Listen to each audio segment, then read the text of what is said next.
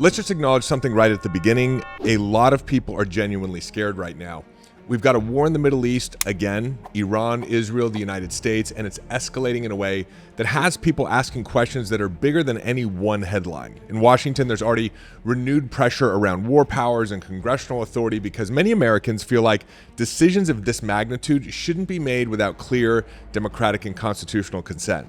And at the same time, there's another completely different kind of war unfolding. It is a war over technology and control, because the Pentagon has been in a public standoff with Anthropic, demanding broader access and fewer safeguards around how its AI can be used, including uses Anthropic says cross ethical red lines like domestic mass surveillance or fully autonomous weapons. And even more recently, Anthropic has pushed back and the Pentagon immediately contracted with OpenAI. And then layered on top of all of that, you have this accelerating consolidation of media power.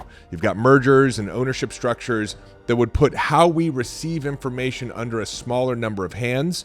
And people naturally wonder what that means for dissent and criticism and the rights of acceptable free speech in the years ahead. And meanwhile, you've got the Epstein files situation where millions of pages have been released, and yet a lot of people still feel like transparency and accountability is incomplete.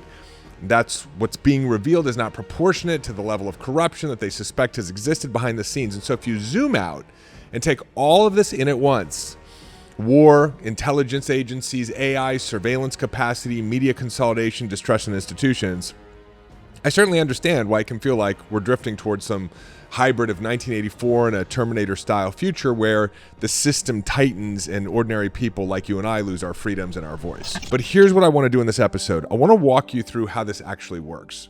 Because when you understand the structure underneath these events, you stop reacting purely in fear and you start really positioning yourself intelligently. And when you understand history, not just the last 5 years, but the arc of civilizations, you realize that something counterintuitive.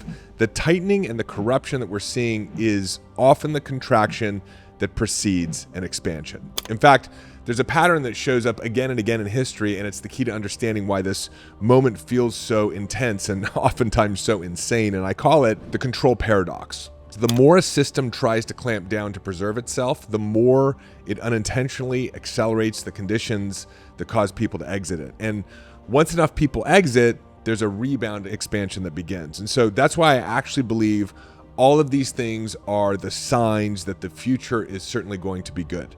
And so let's talk about this step by step. Most people assume that politics runs the world. But politics is largely theater. It's layered on top of much deeper systems. And beneath party lines and election cycles, there are several interacting domains of power that shape global outcomes. And right now, those domains are colliding in public ways, and frankly, in ways that they never have before. So at the foundation of this system, or bucket number one, is what I would call the financial industrial complex. So these are the central banks, the global asset managers, the commercial banks, the sovereign debt markets, and increasingly crypto infrastructure. And if you look at who the apex predator is, for example, within the asset managers, you've got Larry Fink at BlackRock. If you look at who the apex predator is within crypto, you've got Coinbase. So you have these sort of leading characters within this bucket of the financial industrial complex. And these institutions do not operate based on ideology. They operate based on liquidity, stability, and capital flow. And so when there's war, when there's supply chain disruption, when oil prices spike, when currencies wobble, the financial system reacts immediately to preserve equilibrium and to maximize that opportunity. And that doesn't make it moral or immoral, it makes it structural. So war is never purely ideological. It's always entangled, for example, with monetary dynamics. And on top of that layer, right, you've got another bucket, which is sovereign states. So every nation, whether it's democratic or authoritarian or somewhere in between, operates from perceived survival logic. So you've got security, you've got geographic buffers, you've got access to resources, you've got regime continuity that all drives the decision-making for the sovereigns. And whether we're talking about China and Taiwan or Russia and Ukraine or the United States and its hemispheric posture with Venezuela or Cuba or Greenland, the pattern is consistent. States or sovereigns act from vulnerability management. And so that doesn't justify their actions, but it explains the behavior. And when tensions escalate with Iran, it isn't happening in isolation. It's unfolding inside a larger chessboard of strategic deterrence, regional balance, and power projection. But they're also vested players within the financial industrial complex. And now what makes this era uniquely destabilizing is the third bucket that has emerged, which is the technocrats. And so for the first time in modern history, you've got private technology companies controlling infrastructure that rivals or exceeds the influence of governments. Everything from Meta and Mark Zuckerberg to Amazon and Jeff Bezos to Palantir and to Elon Musk and to Peter Thiel, right? You've got artificial intelligence labs and cloud computing platforms and data monopolies, algorithmic information pipelines, and all of these technology entities shape not only markets, but they're starting to shape perception itself. AI is not just another innovation. It is an intelligence amplifier. It compresses analysis and decision-making and targeting and prediction and automation into systems that operate at speeds that humans cannot match. And so when defense agencies seek access to powerful AI models, it isn't about better chatbots. It's about battlefield modeling and surveillance optimization and strategic forecast and force multiplication. And the challenge that most people have is they say, hey, totalitarian control or these systems as they string together, or if you believe there's a superstructure, the only thing that's ever really prevented it from controlling humanity at large is that there's too much information, and now AI starts to level that playing field. And then you've got the fourth bucket. So the fourth bucket is the military-industrial complex and the intelligence agencies.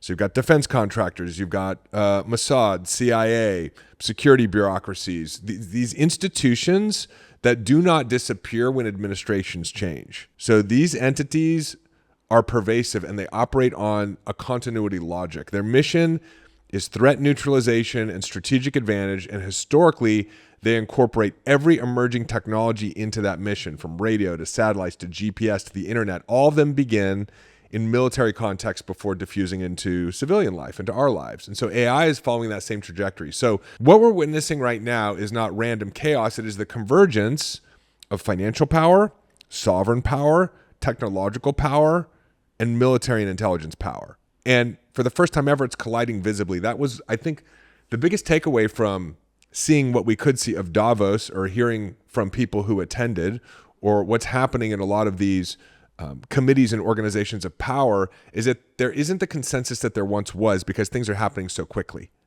People don't really understand what's going to happen next across all of these different fronts. In prior eras, much of that coordination happened behind closed doors, but today it's unfolding in public view, and it's amplified by social media and leaks and independent journalism and global connectivity. And that visibility is what feels destabilizing, right? So you add to that media consolidation, and when large conglomerates merge, when ownership concentrates, when narratives appear aligned with specific geopolitical positions, people start to feel boxed in, right? We start to fear that if we have an opposing view, we're going to be suppressed, that criticism of certain governments or policies will be censored, that economic dependency on large institutions will silence opposition. And those fears are not irrational. They are responses to centralization. But here is where the analysis needs to go deeper. There is something that I call the control paradox. And once you see it, you start realizing that what looks like the beginning of the end is often the birth pains of the next era. And so the control paradox is simply this. When a system becomes unstable, it tightens its grip in order to preserve itself. But the tighter it grips, the more it exposes its own fear, the more it erodes its own legitimacy, and the more it drives people to exit the system altogether. And once enough people exit, something really important happens. New parallel structures start forming organically, and the culture rebounds into expansion. Now, I want to teach this not as a vague concept, but as a sequence. And I want you to be able to recognize it the way that you recognize seasons. Because if you can recognize the sequence, you don't lose your mind in the middle of it. You know where you are in the cycle. You know what the incentives are. And you stop interpreting every new headline as proof that you have no future, that we have no future. So let's walk it through step by step. And I'm going to name each step so that you can track it. Step one is the threat signal. So every control system, whether it's an empire, a bureaucracy, a corporate monopoly, or a media ecosystem, it has a nervous system. And that nervous system is constantly scanning for instability. When a system senses that it's losing predictability, that it's losing public trust, that it's losing narrative control, or it's losing economic stability, it interprets that as existential risk. That's the threat signal. And in real life, you see this threat signal when multiple pressures converge at once. So geopolitical conflict intensifies and currencies start to wobble and social fragmentation increases and institutional credibility starts to decline. Alternative voices become too loud to ignore. And then everything becomes accelerated even more through technology that governance cannot keep up with. And so the system senses these pressures and it does exactly what any organism does when it feels threatened. It contracts. And what I want you to understand is that this contraction is not primarily moral. It's biological, it's structural. In fact, there's very little moral consideration within it. It is the reflex of a system that is trying to return to stability, even if it has to do it through force, through violence, through corruption, through whatever means it needs to achieve the return to stability. Step 2 is the clampdown reflex. Now, once the threat signal hits, the system moves into what I call the clampdown reflex. And this is when you start seeing centralization, consolidation, and enforcement really ramp up. And it shows up as expanded surveillance capabilities, expanded executive authority, tightened speech boundaries, increased censorship pressure, tightened financial rules, and increasingly aggressive attempts to preserve the narrative dominance. And here's where you can watch this pattern in multiple places at the same time. You see it in war and foreign policy when the public feels like the decisions are happening faster than democratic consent can keep up. And you see it in technology when military agencies push to access AI capability in ways that raise ethical red flags because from their perspective, they can't afford to lose strategic advantage in the next era of warfare and intelligence. You see it in media when ownership consolidates and the distribution pipes get controlled by fewer actors because whoever controls distribution controls the flow of perception into the population. Now, I want to be careful here because I'm not saying every consolidation is a conspiracy, and I'm not saying every policy shift is evil by default. But what I am saying is that a threatened system instinctively pulls power inward. It doesn't decentralize itself voluntarily. It does just the opposite. It centralizes. And to the individual watching this from the outside, it can feel like, oh my God, we're done. Like we're entering a permanent control state. But this is where the paradox begins to reveal itself. And that's step 3. Step 3 is the legitimacy collapse. So the third step is the one most systems fail to anticipate, and that is legitimacy collapse. And we're seeing it happening right before our eyes. Because control isn't just about capability, it's about consent. And when control increases faster than consent, faster than people allow it to or opt into it, people stop arguing about this policy or that policy and they start questioning the underlying reality of the whole thing. They don't just ask, do I like this outcome? They ask, who decided this? Like, what's really going on? Why does it feel like the public doesn't matter? Why are safeguards being removed? Why are the same institutions always winning no matter who we elect? This is what people mean when they say the parties have broken down. They're not saying there are no differences between candidates. They're saying that the deeper machine keeps operating. They're saying the promised reforms rarely touch the real levers of power. They're saying they're being managed rather than represented. And whether that perception is always accurate in every detail, the perception itself has consequences, because when legitimacy collapses, the system loses what it needed most, the psychological buy-in of the population. So a system can run on force for a while. It cannot run sustainably without legitimacy. Step 4 is the exit wave. And this is the step that changes everything, and it's also the step most people don't understand. They think the only way that you respond to control is by fighting it directly. They think everything is opposition or protest or conflict or revolution. But the most powerful move humans make historically is not confrontation, it's exit. When legitimacy collapses, people do something quiet and strategic. They withdraw. They pull their attention out.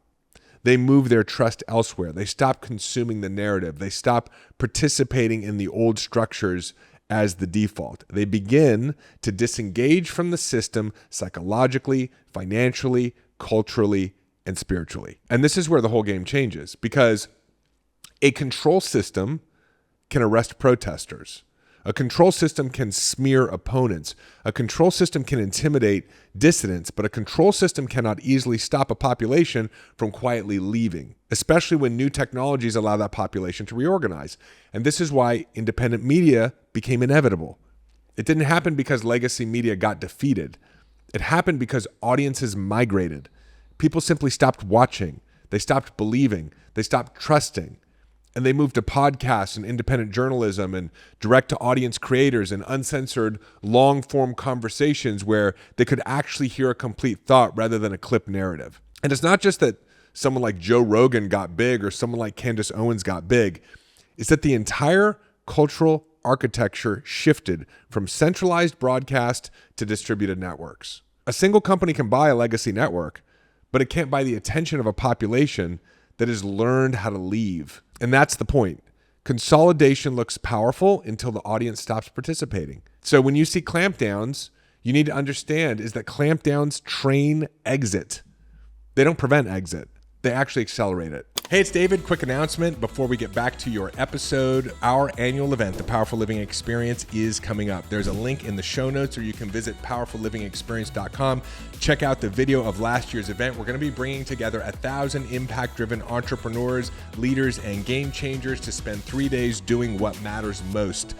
Going really, really deep on identifying the limiting beliefs and subconscious programs that are still preventing you from your full potential, and going through deep experientials and trainings and transforming them. We're also going to be getting into concepts like wealth creation, purpose, greatness, money, relationships, health. And if you're an entrepreneur, we're going to be spending about 20% of that event opening up my business playbook, the same strategies and tactics and techniques that we use to go from $0 to $30 million in an impact-driven business while spending 90% of my time doing what I love. There's nothing like the Powerful Living Experience. Inc. named it a top 3 must-attend personal development event for entrepreneurs and leaders, and I want to see you there. We've got some discounted tickets right now, plus some additional bonuses. Again, all the information is in the link in the show notes, or you can jump on over to powerfullivingexperience.com, get registered, and I will plan on seeing you there along with 1,000 other impact-driven, incredible members of our community for 3 days that you will never forget. And now, back to your regularly scheduled episode. Step 5 is parallel systems form. Now, here's where it gets really interesting, and this is where my confidence in the goodness of the future comes from. When exit begins, it doesn't stay individual for very long. Because humans are networked creatures, when enough people withdraw from the old system, the withdrawals start linking together. Small exits become communities, and communities become ecosystems, and ecosystems become parallel structures. And this is how new economies form. This is how new cultures form. This is how new governance forms. So independent media isn't just people talking. It becomes a new legitimacy engine. Alternative finance isn't just a speculative asset. It becomes a parallel value system. And decentralized communities aren't just groups of people doing something different. They become a new social substrate. And here's the most important part. Parallel systems don't need to overthrow the old system to win. They just need to make the old system optional. That's the real revolution. Not violence, not chaos, not a single cinematic moment. The revolution is when millions of people quietly realize, I don't have to live inside that architecture anymore. And then that takes us to step 6, the rebound expansion. Once parallel systems hit critical mass, you get the final step, which is a rebound expansion. And this is when the old institutions either reform to regain legitimacy or they become irrelevant because the population has built alternatives. And this is when you start seeing a new equilibrium emerge where transparency becomes required, where centralized narrative control becomes impossible, where communities become more resilient, and where people develop more psychological sovereignty, where human identity begins to shift from a subject of the system to the architect of my own life. So this is really, really important because this is the moment that people don't understand when they're living inside the contraction, right? In the contraction, everything feels like it's closing in. It feels like the grip is tightening. It feels like you have no options. But historically, contraction is often the phase when people begin realizing they have options they didn't know they had. It's the pressure that forces creativity. It's the discomfort that encourages evolution. And it's the fear that compels us into freedom. And when I say freedom, I don't only mean political freedom. I mean inner freedom. I mean consciousness freedom. I mean the ability to think without being programmed, to regulate your nervous system without being manipulated, to build communities without needing to be approved, and to participate in reality as a creator rather than a trained consumer. And so when you ask me, David, are we moving into a dystopia? My answer is we're moving through a contraction that can feel dystopian. But that contraction is literally what produces the exit wave and the parallel systems that become the next expansion. And that's why I'm not afraid of what's happening, even though I take it seriously. I'm not dismissing the suffering. I'm not dismissing the stakes. I'm saying that the long arc of human evolution has a pattern. And the pattern is that control systems overreach, and the overreach awakens the population, and the awakening creates exit, and the exit creates a new world. Now, let me land this with a concrete example, because this is when people really get it. When people talk about media consolidation, what they're really talking about is narrative infrastructure. They're talking about the pipes, like who owns the pipes matters, because those pipes shape culture, they shape information, they determine what type of lens we experience reality through. But here's the thing. In a world where attention is voluntary, pipes don't control people the way they used to. Like, people can be influenced, yes, but they can also leave. And as people wake up, they leave. They leave legacy media for independent media. They leave curated narratives for long-form content. They leave gatekeepers for direct access. They stop asking permission to have an opinion. So it doesn't matter if you consolidate every traditional channel if the population migrates to a parallel channel. In fact, the consolidation itself becomes a signal. It tells people we're tightening control, and people respond by exiting even faster. That's the paradox. And the same pattern applies to AI. If AI becomes the tool of surveillance and coercion, then the population begins to route around it. They demand open source alternatives. They demand privacy preserving tools. They build new platforms. They decentralize again. And in the process, human consciousness evolves, because nothing catalyzes freedom like realizing the system will not save you and will not protect your agency by default. And so here's the big reframe. What we are calling totalitarian control is often the final stage behavior of an old architecture that is trying to survive. It's not necessarily the permanent future. It's the contraction between the next expansion. And the more aggressively it tightens, the more it wakes people up. Now, I want to take this one last level deeper, because there's an inner layer to this that is even more important than geopolitics, and that is what I would call the trauma layer. Because the global system that we live inside wasn't built in a vacuum. It was built by people whose nervous systems were shaped by catastrophe. So 2 world wars, nuclear brinksmanship, Cold War paranoia, oil shocks, terror attacks, financial collapse, generations of raping and pillaging each other until we finally became quote unquote civilized. So entire generations of human beings were imprinted by existential threat. And when institutions are designed by people who have lived through existential threat, those institutions tend to optimize for control. They optimize for surveillance rather than trust. They optimize for centralization rather than decentralization. They optimize for preemption rather than transparency. And that architecture kind of sort of made sense in the context in which it was built. Like, if you believe annihilation is one miscalculation away, you build systems that are hypervigilant. And what began as a security need very quickly morphs into overreach. Now, fast forward to today, the younger generation shaping culture did not grow up under the same existential imprint. They grew up connected. They grew up expressive. They grew up with the internet in their hands.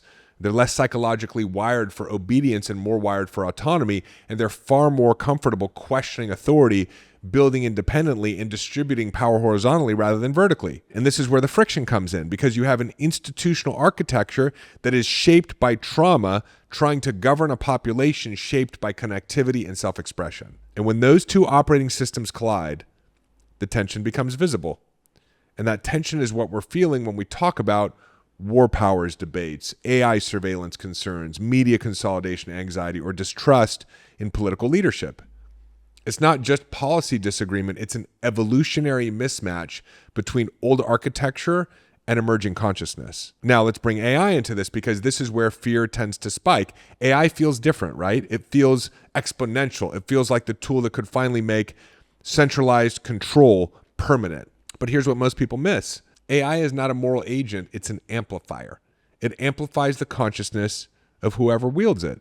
If institutions approach AI from a fear-based lens, they will attempt to use it to model threats, predict unrest, optimize enforcement, and strengthen centralized coordination. But if individuals and decentralized communities approach AI from a sovereignty-based lens, they will use it to increase knowledge, to increase creativity, to accelerate entrepreneurship and distributed intelligence. So the technology itself doesn't determine the direction of civilization. The consciousness using it does. And here's the critical insight. AI, like the internet before it, cannot be permanently monopolized. You can regulate it, You can attempt to centralize it, you can restrict it, but once the underlying capability exists, it proliferates, right? It escapes the system. It gets rebuilt in open source communities. It gets mirrored across jurisdictions. It gets embedded into devices and distributed through networks that are nearly impossible to fully contain. Could we experience a period of tighter control? For sure.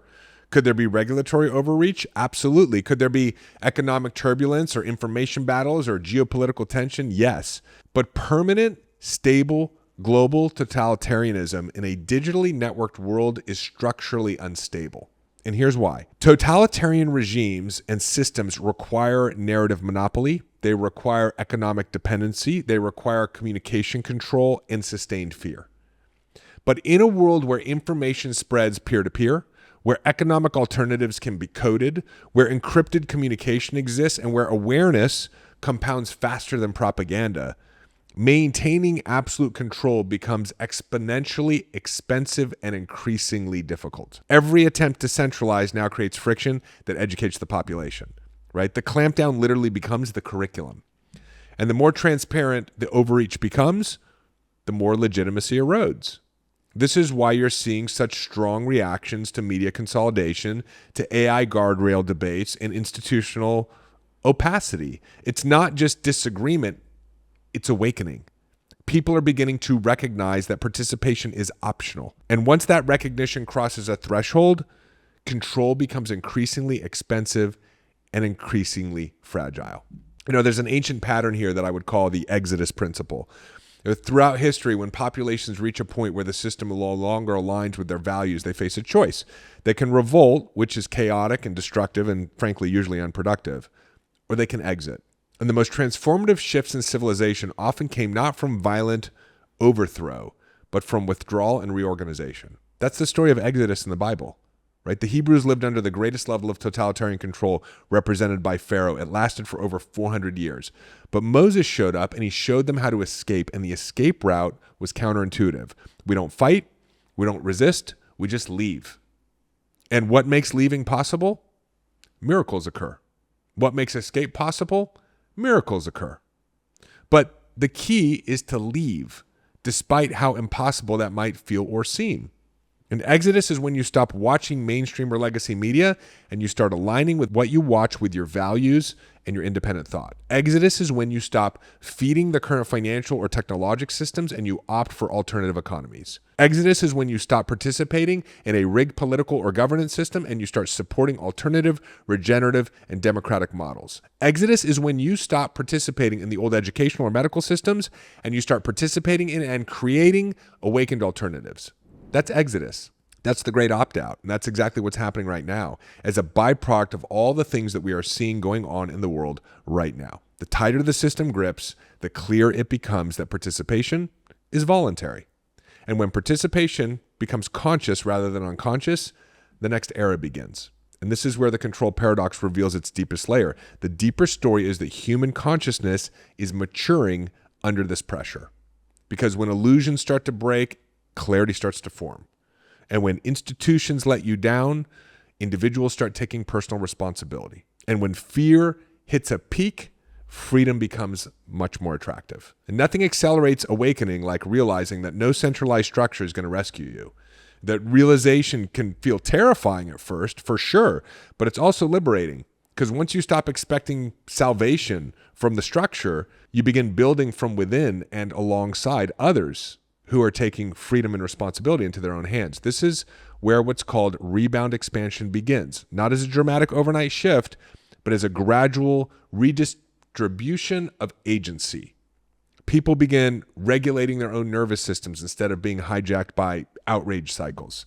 They become more deliberate about where they place their attention. They diversify their economic exposure. They strengthen local relationships. They build networks of trust that don't depend on institutional approval. And as that happens at scale, the old system either adapts or it becomes less relevant. It doesn't collapse into chaos necessarily. It recalibrates because the population has shifted its center of gravity.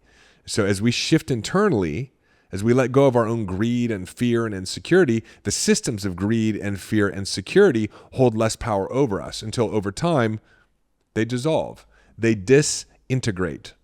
because they only exist as a byproduct of what we hold inside of ourselves. And as we heal and free ourselves, there's no resonance or coherence with the old system. And that may sound a little new age, but the truth is that individually we create our own reality, and collectively we are shaping civilization. And the more and more people who wake up and free their minds, the more and more progress we make in creating a long-term, sustainable, and free world. Right now, we're just in a great transition phase. And that is why I am not convinced we are sliding into permanent dystopia, but instead I believe in the certainty of the goodness of the future. So we will move through turbulence. We may witness tightening. We may feel the discomfort of contraction, but contraction has historically been the precursor to expansion, especially when the contraction awakens large numbers of people simultaneously. The key is to recognize where we are in the cycle, because if you mistake the contraction for the future, you panic. If you recognize contraction as pressure before transformation, you can prepare. And preparation, not panic, is what allows individuals and communities to thrive during transition. So when you look at war headlines or AI debates or media consolidation or elite corruption narratives, instead of concluding that humanity is losing, consider the possibility that humanity is confronting its shadow in order to outgrow it. The old architecture is tightening because it senses change. The population is awakening because it senses overreach. And in that tension, something new is forming. That is not the end of freedom. It is the evolutionary discomfort that precedes a more free civilization. So I hope you love this episode as much as I loved sharing it with you. Do me a favor. If you're following along on YouTube, ask a question, leave a comment. I tried to read and respond to as many as I can.